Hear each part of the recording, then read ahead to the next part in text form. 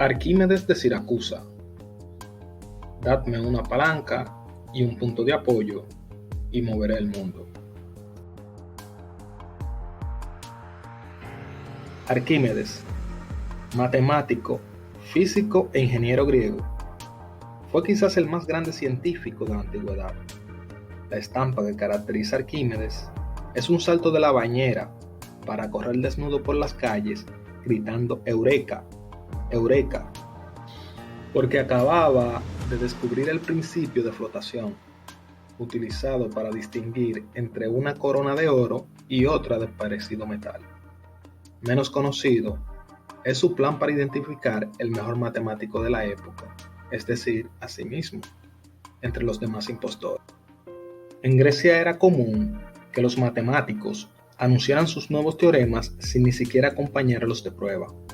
Cuando Arquímedes advirtió que otros proclamaban sus resultados como propios, comenzó a insertar entre sus enunciados 2 o 3 proposiciones falsas.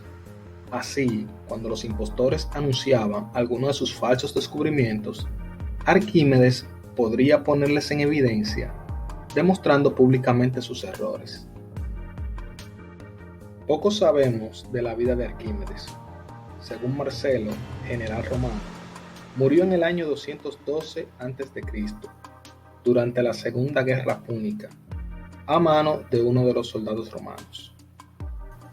La tradición dice además que estaba trabajando la geometría cuando la muerte lo alcanzó después de 75 años de vida, lo cual situaría su nacimiento en el año 287 a.C. El padre de Arquímedes fue un astrónomo llamado Fidias, quien vivió en la ciudad griega de Siracusa en la isla de Sicilia. Se dice que su familia estaba emparentada con la casa real y Arquímedes tenía cercanías con el rey Hierón II. Aunque como en el caso de Euclides, carecemos de bastante información biográfica, la comparación entre uno y otro finaliza aquí.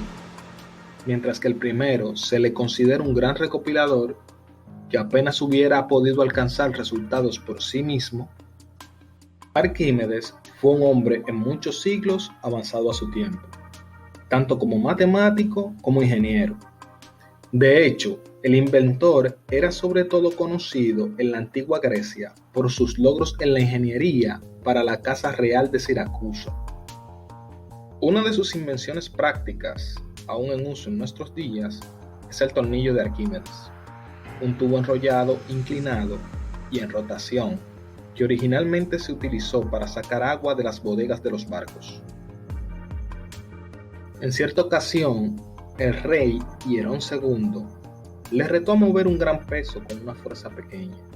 Entonces Arquímedes concibió la idea de la polea compuesta y la catapulta, usando un sistema de palancas, poleas y pesas para levantar cargas enormes. Fácilmente arrastraba a la costa un barco de 3 mástiles, que 100 hombres podían mover con dificultad. Según Plutarco, esta historia originó que Arquímedes pronunciara una de sus sentencias: dadme un punto de apoyo y moveré el mundo.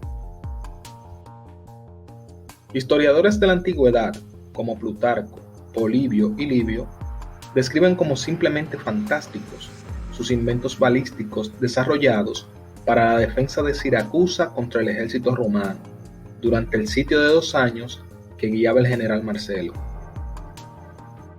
Dice Plutarco, cuando Arquímedes comenzó a emplear sus ingenios, disparó inmediatamente contra las fuerzas de tierra toda suerte de proyectiles.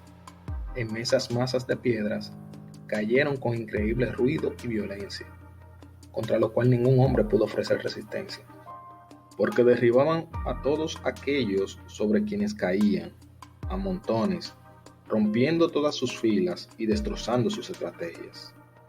Mientras tanto, grandes postes empujaban desde las murallas los barcos y hundieron algunos mediante grandes pesos que dejaban caer desde encima de otros. Los levantaron al aire con una mano de hierro o un pico de ave como un pico de grulla, y cuando les había colgado por la proa y puesto de punta sobre la popa, los hundía hasta el fondo del mar.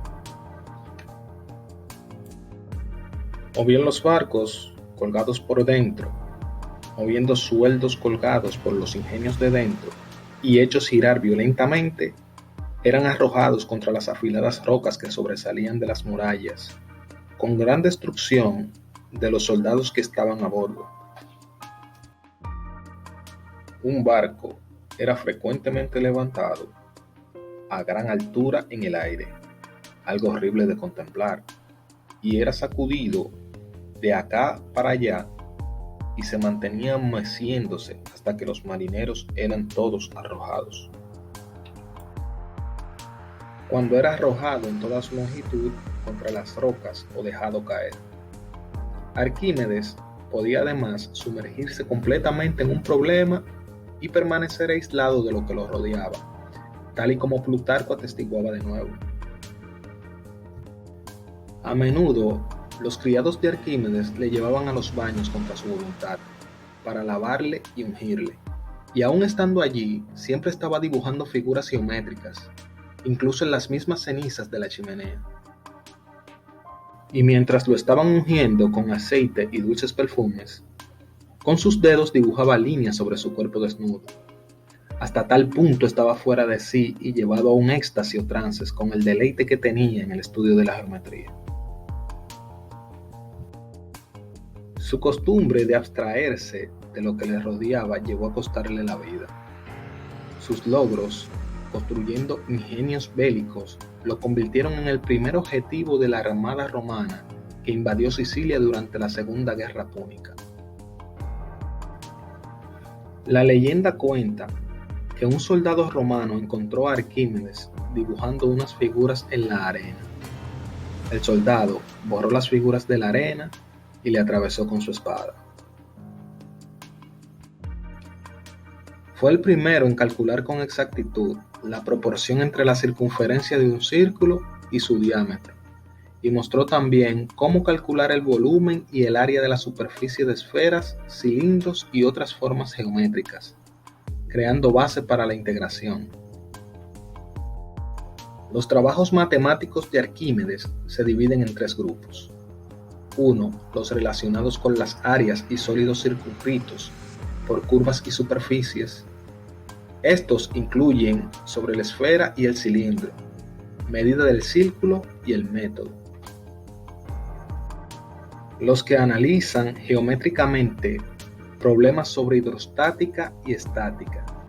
Resalta el enunciado: el peso del volumen de un cuerpo que desaloja un fluido es igual al peso del fluido desalojado. Caso 1. Un objeto sumergido totalmente. La magnitud de la fuerza de flotación hacia arriba está dada por la fórmula. Si la densidad del objeto es menor que la del fluido, entonces la fuerza de gravedad hacia abajo es menor que la de flotación. El cuerpo flota. Caso 2. Un objeto en flotación si el cuerpo está parcialmente sumergido. En este caso, la fuerza de flotación hacia arriba se equilibra con la de la gravedad. Arquímedes resolvió el problema de la corona del rey Hierón II, pesando la corona en el aire y luego sumergida en la bañera. Conociendo las densidades de los líquidos y el metal, determinó la condición de cada corona. Obras misceláneas, especialmente las que enfatizan el hecho de contar, como por ejemplo el arenario, estudio que Arquímedes tuvo como principio demostrar la ley de los exponentes, necesaria para operar con potencias de 10, según la cual apoya este movimiento educativo, suscribiéndote y activando la campanita. Si te fue útil el video, dale like y comparte. Apóyanos en Patreon y GoFundMe.